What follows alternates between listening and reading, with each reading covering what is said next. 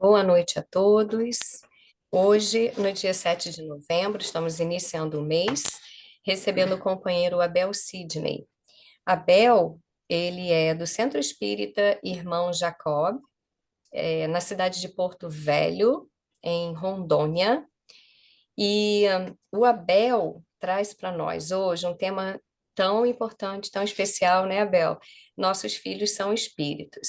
E eu vou dizer que, coincidência ou não, o Abel me contou que ele é pai de 5 filhos e alguns afilhados que ele tem também, sob sua tutela. Então, nós temos certeza que teremos excelentes reflexões com o Abel nessa noite. A companheira Eliúcha vai fazer a leitura da página inicial, seguida da prece. Olá, boa noite a todos, boa noite, Abel.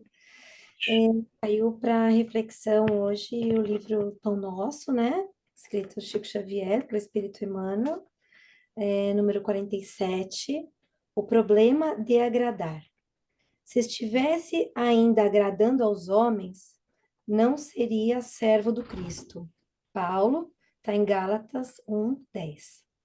Os sinceros discípulos do Evangelho devem estar muito preocupados com os deveres próprios e com a aprovação isolada e tranquila da consciência, nos trabalhos que foram chamados a executar cada dia, aprendendo a prescindir das opiniões desarrazoadas do mundo. A multidão não saberá dispensar carinho e admiração, senão àqueles que lhe satisfazem as exigências e caprichos. Nos conflitos que lhes assinalam a marcha, o aprendiz fiel de Jesus será um trabalhador diferente que, em seus impulsos instintivos, ela não pode compreender. Muita inexperiência e invigilância revelará o mensageiro da boa nova que manifeste inquietude com relação aos pareceres do mundo a seu respeito. Quando se encontre na prosperidade material, em que o mestre lhe confere mais rigorosa mordomia, muitos vizinhos lhe perguntarão maliciosos pela causa dos êxitos sucessivos em que se envolvem. E quando penetra o campo da pobreza e da dificuldade, o povo lhe atribui as experiências difíceis às supostas defecções ante as sublimes ideias esboçadas. É difícil trabalhar para os homens, como quem sabe que a obra integral pertence a Jesus Cristo. O mundo compreenderá o esforço do servidor sincero, mas em outra oportunidade, que lhe permita a ascensão evolutiva. Em muitas ocasiões, os pareceres populares equivalem à gritaria das assembleias infantis, que não toleram os educadores mais altamente inspirados nas linhas de ordem e elevação, trabalho e aproveitamento. Que o sincero trabalhador do Cristo, portanto, saiba operar sem preocupação com os juízos errôneos das criaturas. Jesus o conhece e isso basta. Então, depois dessa mensagem aqui tão explicativa, que nós possamos fechar os nossos olhos, acalmando nossa mente, deixando lá para fora todas as nossas questões, as preocupações do dia a dia, respirando um pouco mais fundo. Agradecemos pela oportunidade, Senhor, de estarmos aqui reunidos em Teu nome, para nossa melhoria e para, como a mensagem mesmo disse, que nós possamos seguir firmes, seguindo a Ti. Não importa o que acontece, as opiniões, os fatos do nosso dia a dia, nós sabemos, dentro da nossa consciência, tudo o que acontece e tudo que nós podemos fazer perante a Ti. Então, nós te pedimos sempre inspiração, sustentação na fé, que Tu possa sempre caminhar lado a lado a nós, e que mesmo que em algum momento a nós nos afastarmos de Ti, que nós tenhamos a coragem, a força para caminhar e voltar novamente ao caminho correto. Que assim seja, Senhor, abençoe o palestrante da noite, que ele leve uma palavra que possa chegar ao coração de todos que precisam e que tenhamos uma boa noite, que assim seja. Graças a Jesus. Obrigada contigo, Abel. Obrigado.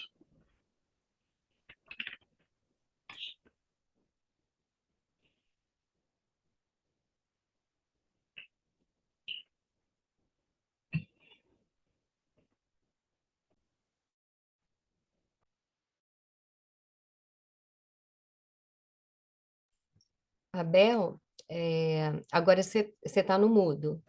Ah, tá. Pronto. Agora, ok.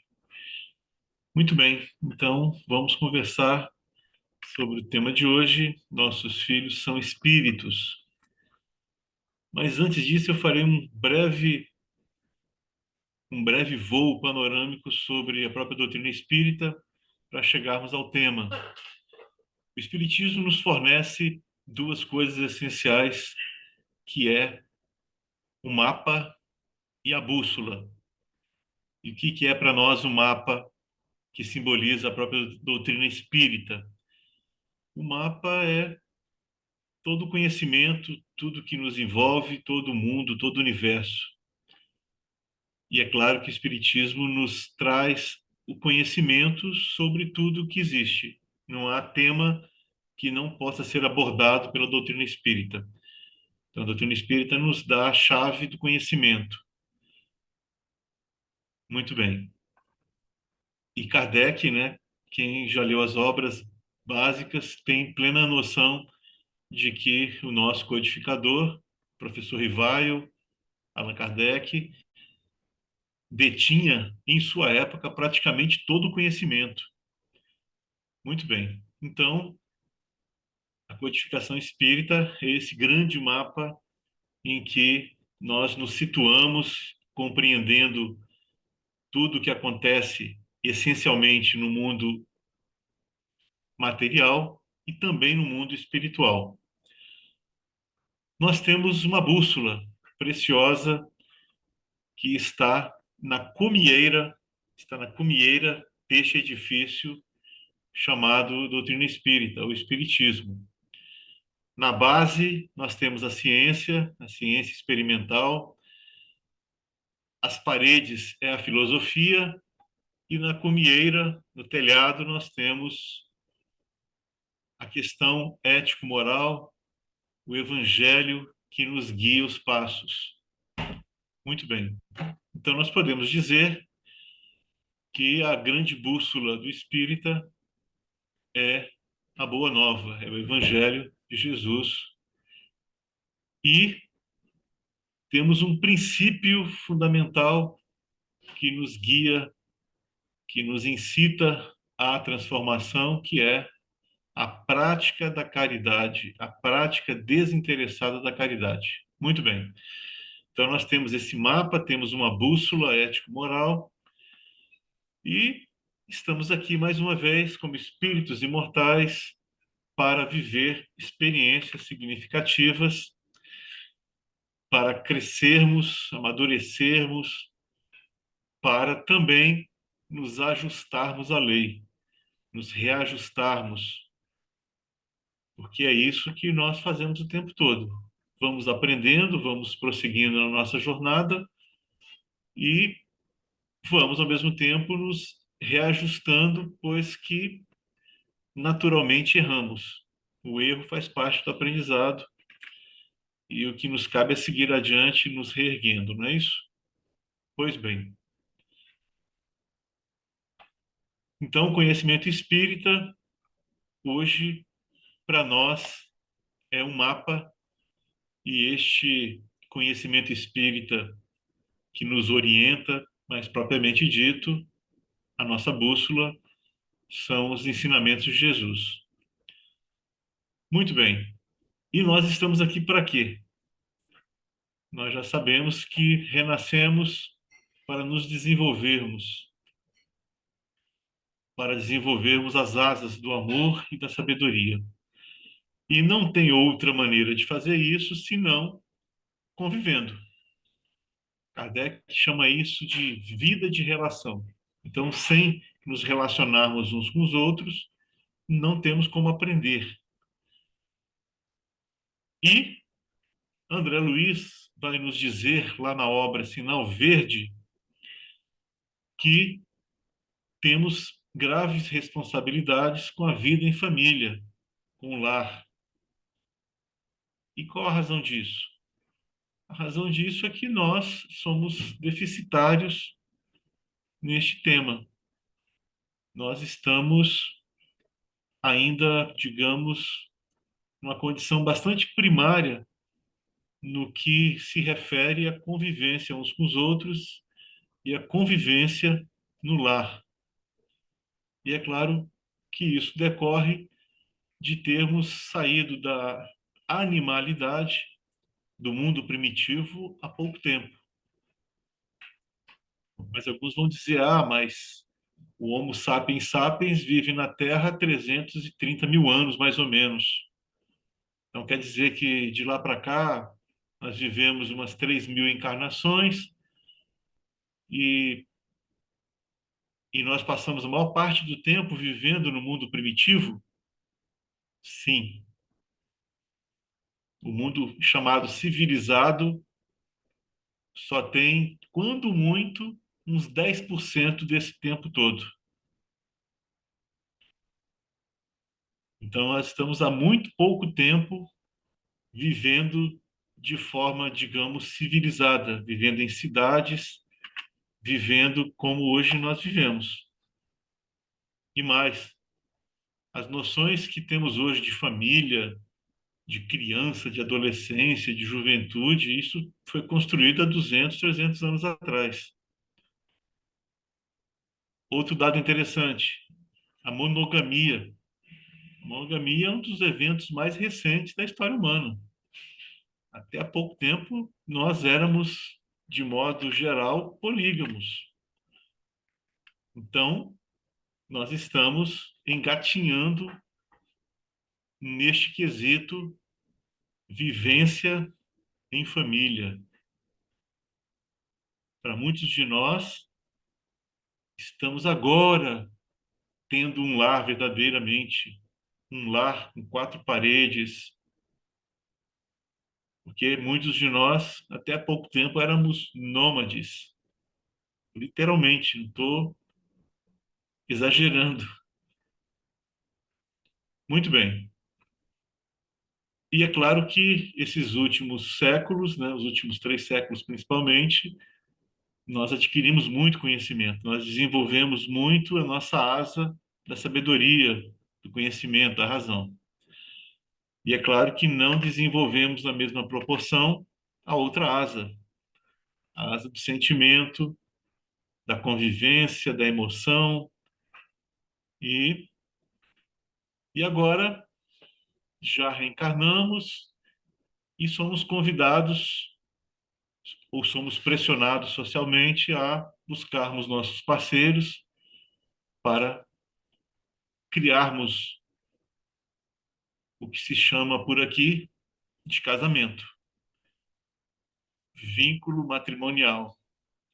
E claro, ao fazermos isso, há uma expectativa de que nós venhamos a ter filhos, principalmente nós espíritas, né, que vivemos dizendo, olha, é importante abrir as portas para a reencarnação. E aí nós, então, naquele período maravilhoso do namoro, nós nos encantamos, nós noivamos, nós casamos, e é claro que sempre, quase sempre, muito embalado pela presença amiga dos espíritos familiares, principalmente daqueles que irão reencarnar, que irão se tornar nossos filhos. Então é isso, é muito importante, porque quem vivencia isso, quem já vivenciou isso, sabe o que é a doce paixão, o encantamento. Então, como eu tenho muitos filhos, eu tenho algumas experiências a contar. Meu filho Gabriel hoje tem 25 anos, ele é o do meio. E o Gabriel, quando era criança, ele resgatou uma memória, uma cena de antes do meu casamento com a esposa, eu e Isabel. Um dia ele falou: eu me lembro quando o pai te deu uma caixa de bombom numa praça.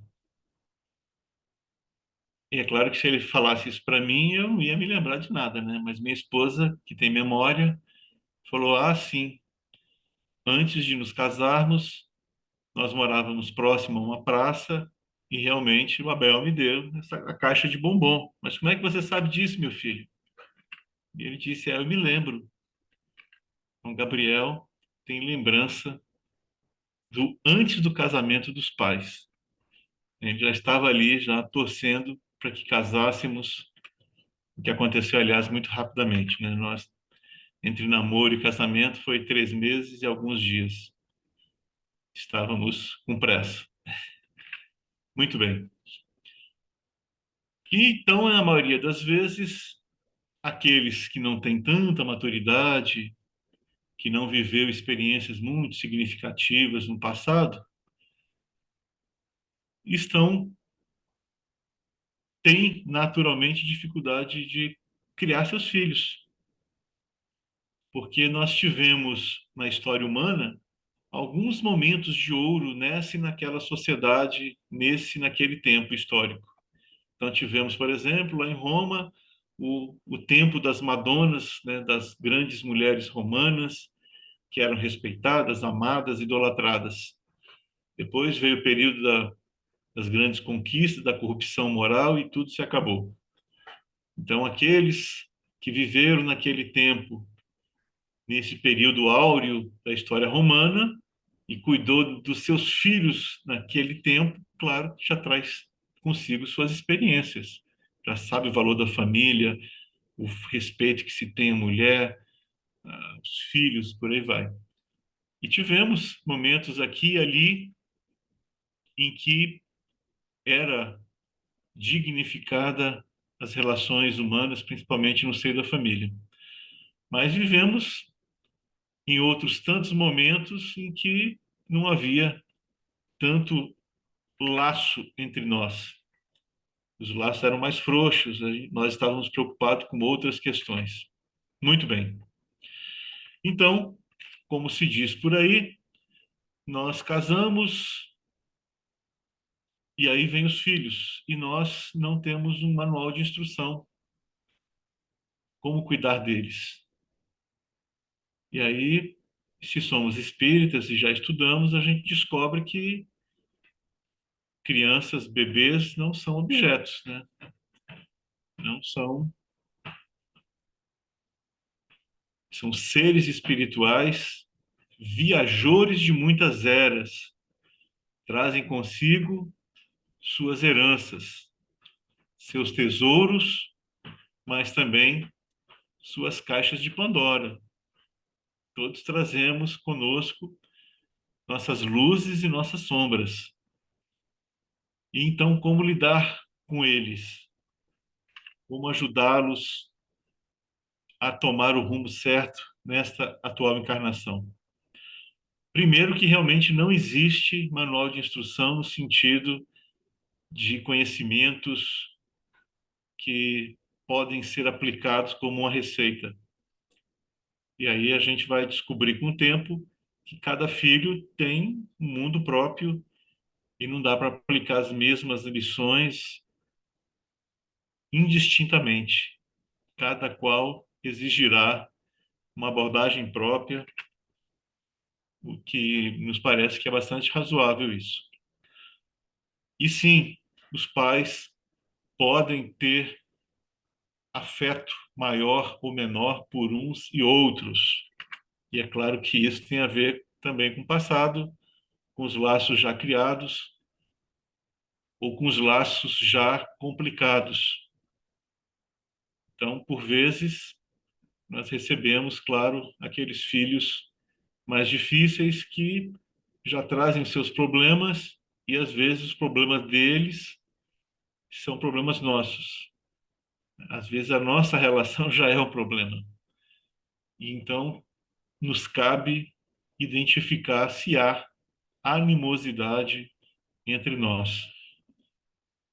Com esse meu mesmo filho, de quem eu já falei, o Gabriel, eu já tive noção já de que se ele não viesse como meu filho num bom momento da nossa vida,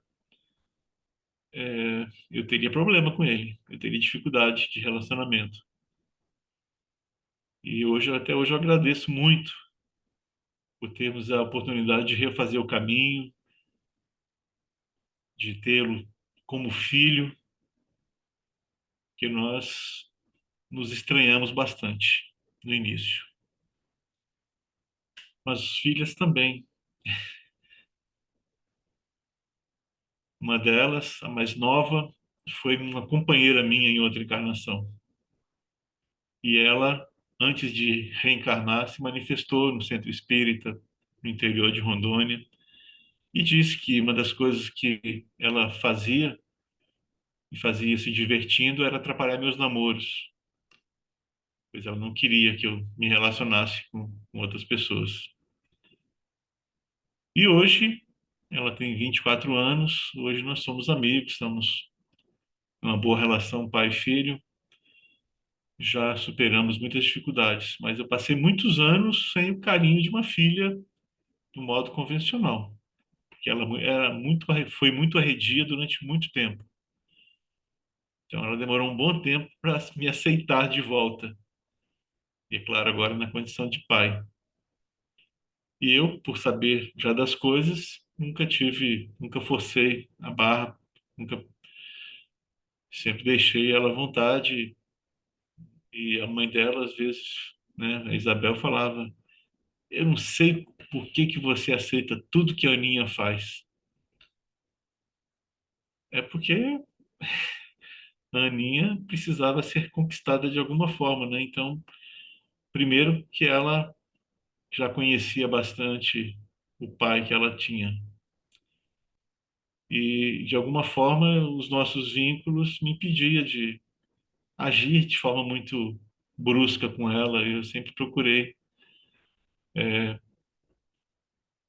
ajudá-la a entender o nosso relacionamento, né? A construir juntos esse relacionamento. Muito bem. Então, hoje nós sabemos que aquele lindo bebê que tanto esperamos e que nasceu, vai nascer, está sendo muito aguardado, é alguém que teve uma trajetória no passado. E claro que, graças a Deus, nós não sabemos quem ele foi e seria muito perturbador que soubéssemos. E é claro que nós somos informados pela espiritualidade maior, seja em sonhos, seja por meio de avisos, de alguma forma eles dizem: olha, cuide, quem está chegando aí vai precisar disso ou daquilo, vai precisar de muita orientação, de muita paciência ou de muito rigor. Enfim, cada qual traz seus problemas e exige um tratamento diferenciado. Agora, como ser justo, como contemplar as diferenças e ao mesmo tempo não nos deixarmos, né, nos encantar por um filho e ficar cego para os outros. Bem, também não existe fórmula, né? O que nós precisamos é admitir que existe essas diferenças. Nós vamos sempre estar inclinado por afetivamente, né, por um ou por outro. Agora, é claro que não podemos nos enganar quanto às aparências, né? Porque tem filhos que sabem manipular e eles naturalmente nos manipulam. Então, tem pai que se inclina a gostar mais do filho obediente. Isso pode ser um erro, porque esse filho obediente pode ser um mero manipulador da expectativa do pai, da mãe. E aí entra uma outra questão grave, né? Nós temos que elevar o nosso padrão de avaliação dos outros e de nós mesmos. Como eu disse no início, nós espíritas temos uma poderosa bússola, que é a Boa Nova, o Evangelho. E, e essa bússola ético-moral, trocando em miúdos, é aquela orientação que os espíritos nos dá, da prática da caridade desinteressada. Então, se nós temos um princípio ético forte, nós temos que nos guiar por ele. E princípio ético não é diferente de preocupações morais. Preocupações morais voltadas aos costumes é uma coisa, princípio ético é outra. Então, Tem pai, por exemplo, que está muito preso à convenção, à tradição, e então pode ser manipulado muito facilmente por um filho que percebe isso. Ah, meu pai me adora porque eu faço tudo que ele quer. Meu pai me ama e me dá tudo que eu quero, mas eu faço também tudo que ele pede. Então, esse tipo de relação, isso não tem por base o princípio ético. Isso tem, isso está no nível mais baixo, mais inferior, que são as questões, digamos, de natureza moral, dos costumes, do que existe hoje, amanhã não existe mais. Então, nós temos sempre que procurar raciocinar de forma ética. Quando raciocinamos de forma ética, a gente está sempre perguntando: bem, meu filho está bem? O que está acontecendo com ele hoje está adequado? O que eu poderia fazer para ajudá-lo a se desembaraçar disso ou daquilo? Então, as questões éticas são questões elevadas e que diz respeito a cada um na sua especificidade. Questões morais nem sempre são muito justas. Que, por exemplo, eu posso ter preconceito e discordar, por exemplo, de um filho que já cresceu e que decidiu fazer algo que não me agrada. Agora, não me agrada por quê? Com que base? Não me agrada porque ele está fazendo algo realmente nocivo ou porque eu não consigo enxergar o que ele faz e respeitar o que ele faz, como faz, por que faz. Então, nós temos que elevar o nosso padrão ético para não nos perdermos na avaliação dos próprios filhos. Que do contrário, daqui a pouco a gente vai estar expulsando de casa o nosso filho, porque nosso filho não está agradando, porque tomou essa ou aquela decisão, fez isso ou aquilo. Então ele vai ser punido, castigado, porque ele infringiu a minha expectativa, principalmente a minha expectativa social. Que às vezes tem isso mesmo. Como é que meu filho vai escolher uma profissão que não está adequada ao padrão social que a família tem? Como é que é? Ele quer ser professor? Tá maluco? Não, não vai ser professor, não. Ele vai ser médico, engenheiro, advogado.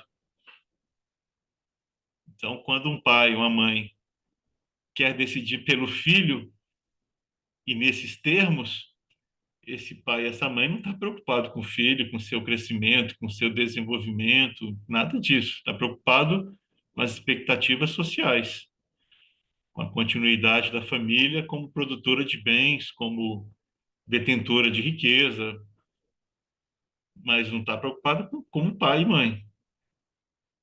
Ah, me preocupo muito com meu filho, porque ele tem que ter isso ou aquilo, tem que se dar bem na vida, tem que se realizar. Então, nós temos que repensar muito isso. E aí, a grande pergunta que uma pessoa que se guia por questões éticas é: bem, meu filho vai ter que escolher uma profissão, vai ter que tomar uma decisão.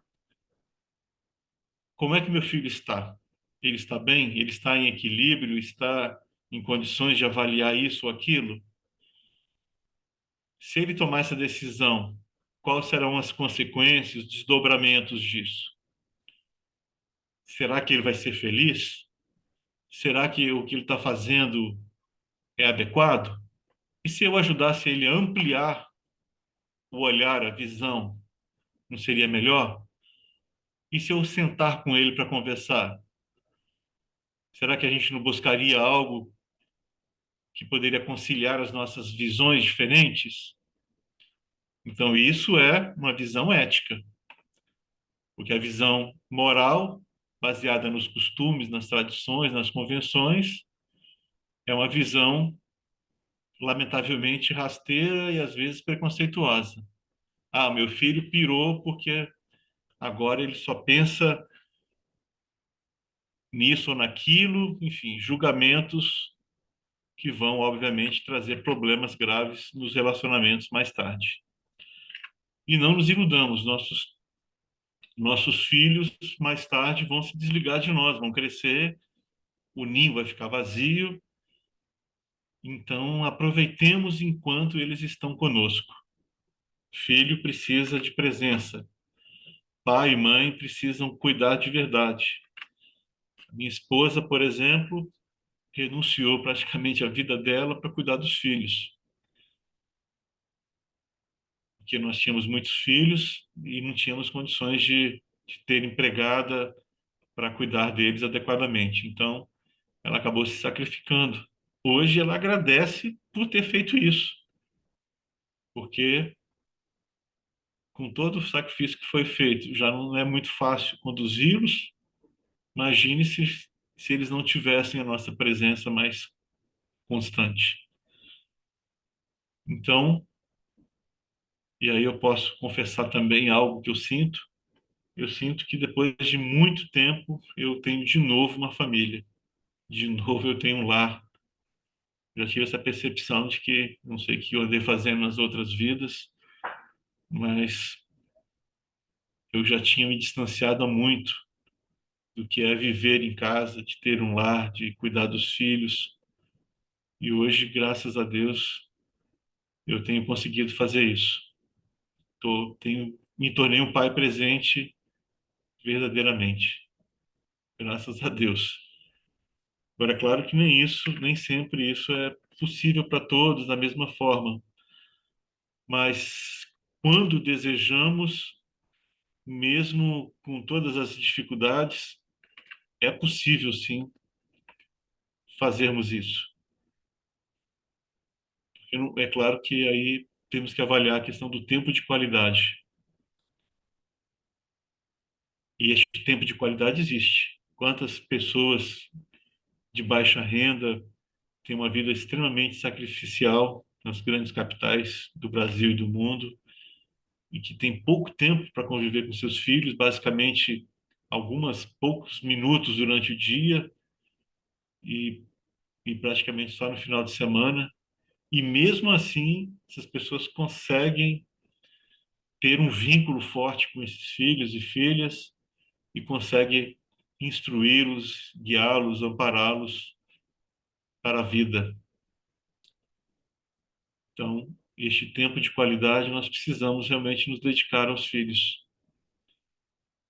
E às vezes precisamos também abrir mão de alguns sonhos, né, de carreira, porque às vezes não dá para conciliar. Não dando para conciliar, temos que avaliar que é, o que permanece, o que é mais importante, o que é mais significativo. Então, que saibamos tomar essas decisões e que queiramos ter filhos também, né? Porque hoje nós estamos vivendo aí muitos decréscimos neste quesito. Precisaremos repovoar o nosso planeta, que com as taxas de natalidade que existem hoje, o único continente que poderá nos salvar no futuro será a África. A África já é hoje, já foi o berço da humanidade e vai nos fornecer muitos berços para o controle populacional nas próximas décadas, quiçá séculos, porque as taxas de natalidade em alguns países já negativas vão nos trazer problemas sérios.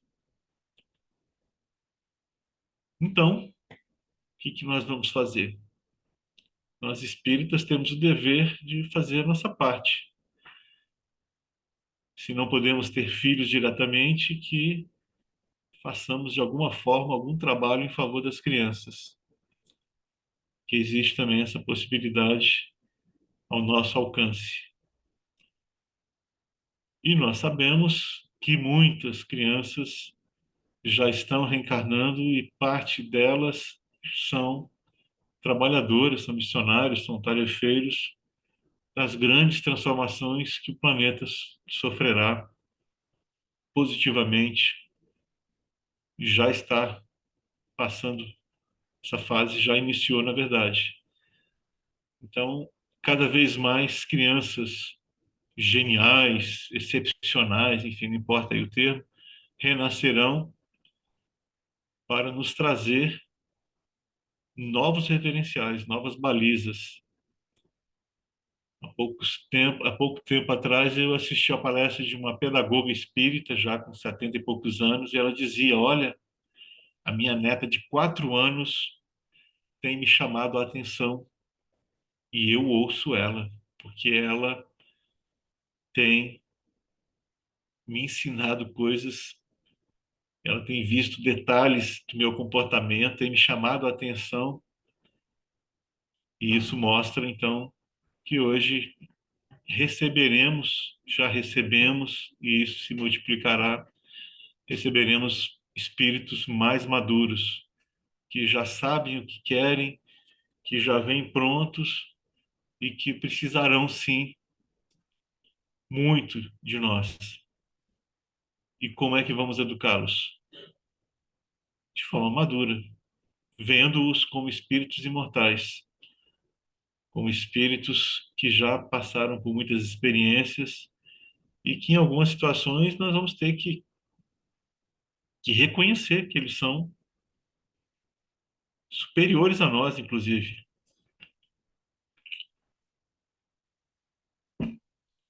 porque muitos já vêm com maturidade moral, intelectual e estão acima da nossa capacidade. E, naturalmente, essas crianças terão suas dificuldades de adaptação, porque, de alguma forma, os próprios pais vão sobrecarregá-las. Como hoje, os pais surdos de crianças ouvintes os sobrecarregam. Há estudos, né, nesse sentido, mostrando que os codas, os filhos ouvintes de pais surdos, são crianças que vivem sobrecarregadas, porque elas precisam praticamente ser tradutoras em tempo real e o tempo todo de seus pais. Então, são crianças que acabam tendo uma série de problemas por conta dessa sobrecarga. Então, esses espíritos que voltarão já muito bem preparados para tantas tarefas, eles terão muito trabalho com seus pais e avós e tios e primos, enfim. Não será fácil a vida deles, não, porque eles têm uma visão mais ampla e eles acabarão também ajudando a guiar a família. E o que que eles pedem mais de nós? O que que os espíritos já reencarnados estão nos solicitando? Que os ajude a não se perderem pelo caminho. Eles não querem facilidades. Eles querem aprendizado, eles querem coisas mais substanciais.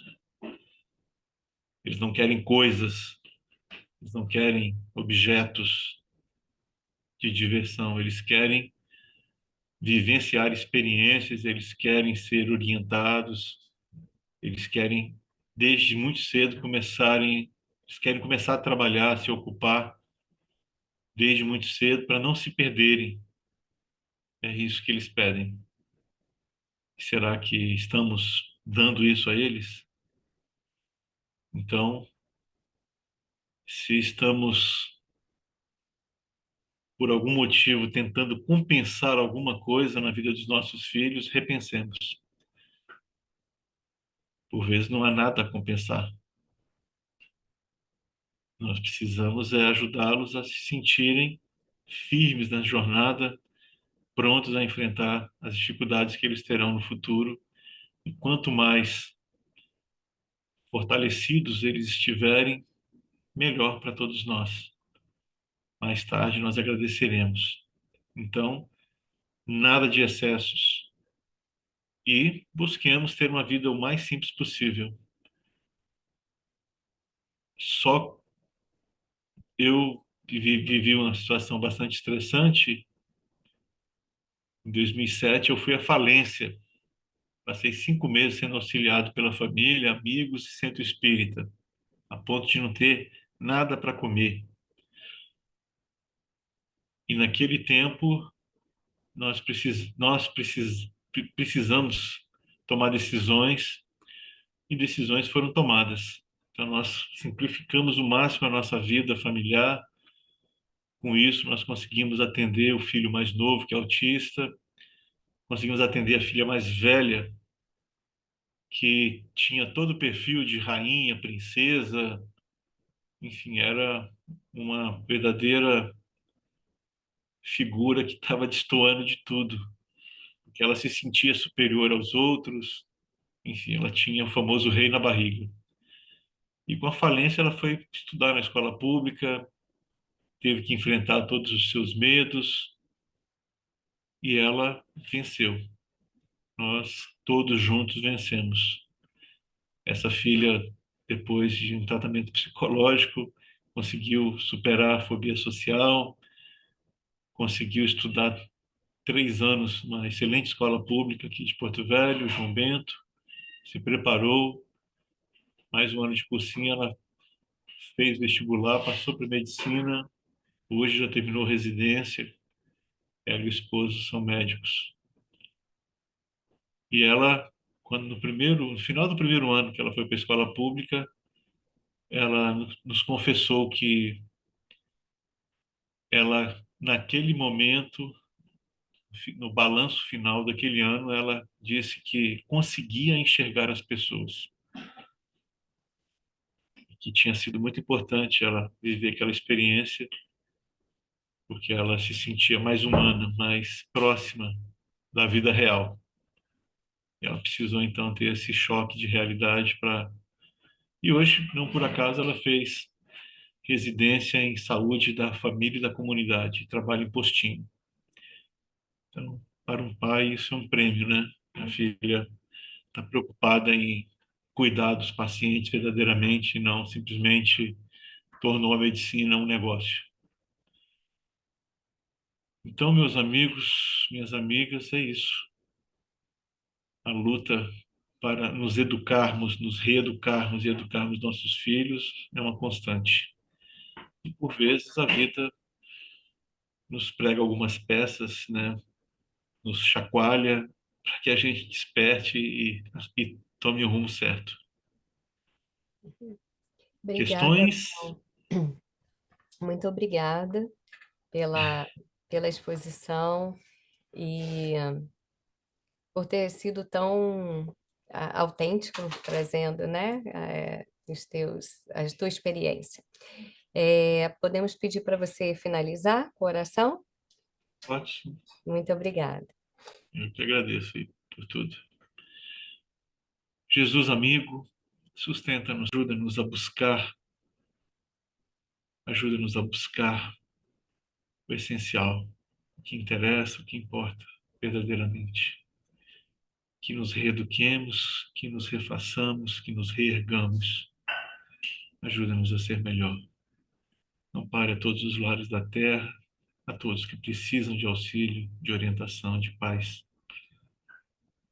Somos gratos. Permaneça conosco, Senhor, nos abençoando, onde quer que estejamos. Assim seja.